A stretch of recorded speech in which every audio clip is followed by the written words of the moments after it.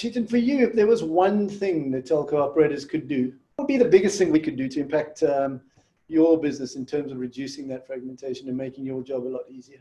For me, I think the term is telco operators together, because especially if you look at the APAC market, there's a market opportunity, probably the volumes are not big enough where something like the US or the Europe, where you want to launch at one shot, right? So for us, I think the main singular point would be to have the telecom operators of a particular region have a more standardized approach of certification and entry barriers and any enablement when it comes to, for example, I know something like in India, for example, you have this KYC norms, which if the telco operators can drive the local governments towards more standardizing this approach of how we can bring more and more of these localization components into the core components. Right?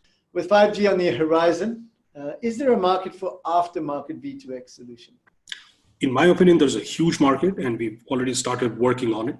Of course, Harman is fully invested, for example, in making futuristic or embedded telematic devices. But I myself personally have started exploring this, and we already are working with some prototypes as well. So this is very interesting because the autonomous is being touted as the big beneficiary of 5G and CV2X. But in between that, I think there are a lot of cars that I said which will be running in hundreds of millions, which will still need to participate in the CV2X ecosystem. Let's say a vehicle needs to transmit its location or its whereabouts to the infrastructure so that in another autonomous car, till every car is autonomous, right? As of now, it's still waiting to see how commercial, of course, is huge, and also about the standardization in terms of CV2X and for the whole infrastructure or the ecosystem to come up to a level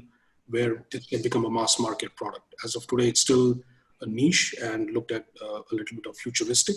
But yeah, I think that's the biggest challenge in how quickly we overcome this and how quickly we standardize things and the whole ecosystem comes up to support these use cases, which are pretty important when it comes to driver safety, pedestrian safety, and overall even climate change problems in terms of keeping pollution down and everything. So it's pretty important.